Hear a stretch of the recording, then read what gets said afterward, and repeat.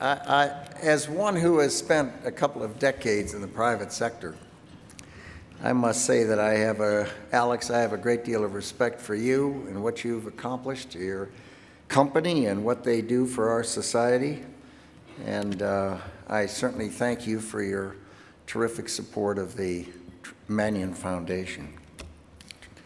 I want to say a special hello to those who are serving in the military, those who have served in the military, and to the families of those who've served in the military, who've also served. So thank you all very much. You have my respect.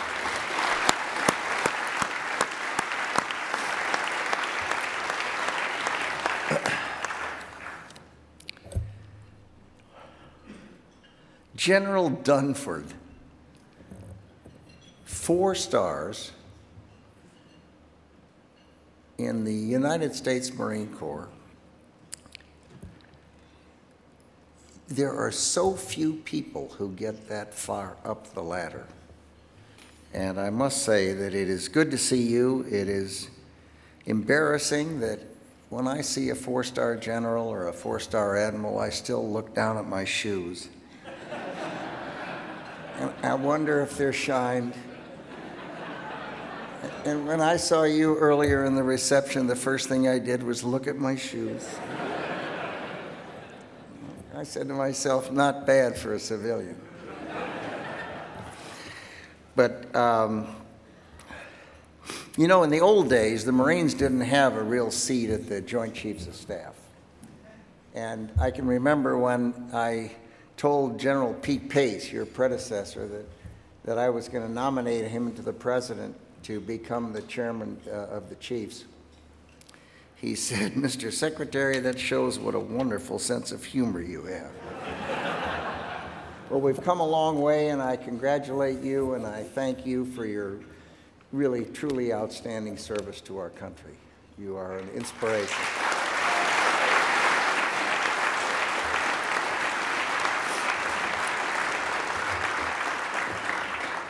Colonel Manion and Ryan and the Travis Manion team, congratulations on your, I guess it's close to a decade of work now. That's impressive. Red,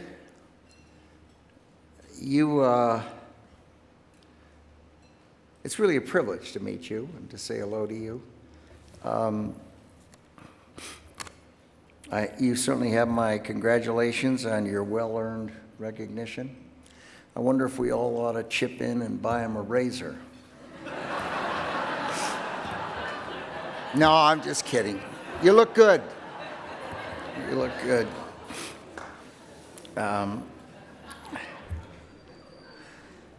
I just flew in from Montana to be here tonight. That's a heck of a long way.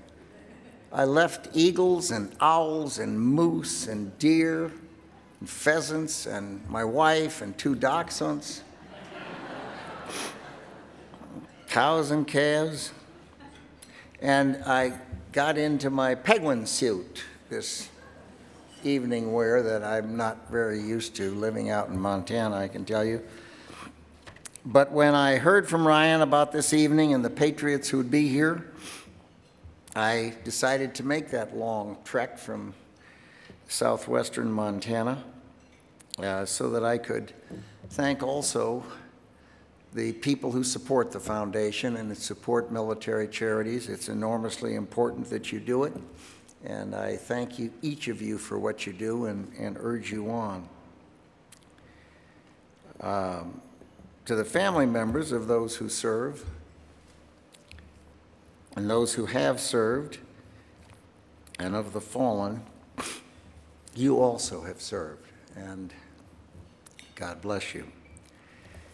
Now, it's a bit embarrassing to date myself. I was in the Congress in the 1960s, and I had a friend, that's a long time ago. I had a friend named Milton Friedman, who was a Nobel laureate in economics, and he came to me and he said, "Don, we ought to have an all-volunteer military, and you ought to introduce legislation to do that." And I did. And we ended up with an all-volunteer military that happens to be the finest military on the face of the earth.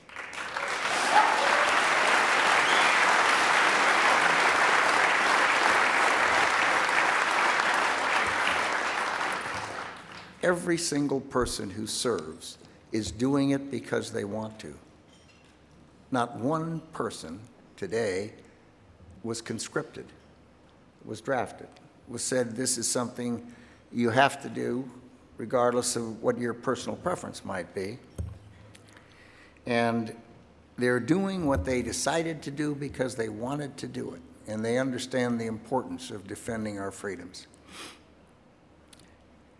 And the American people are deeply grateful.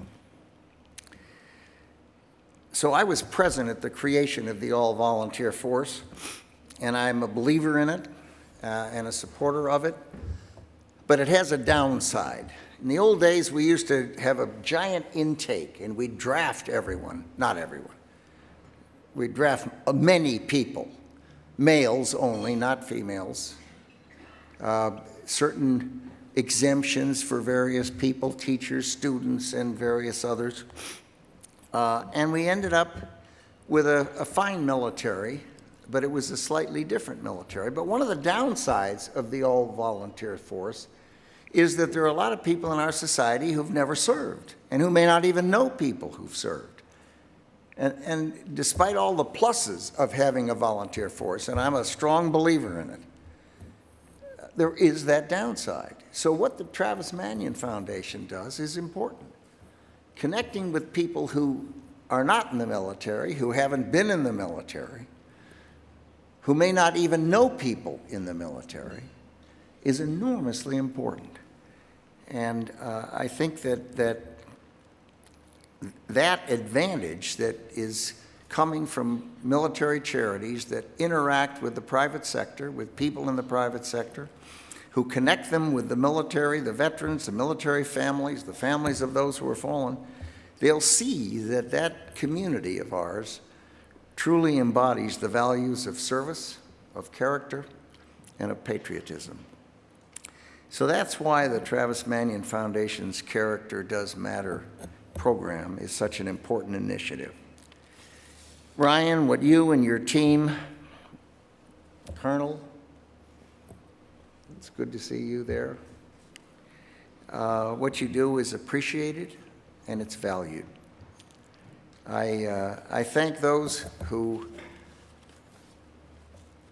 do the important work of the foundation, but I also thank everyone in this room who supports the work of this foundation. Thank you very much.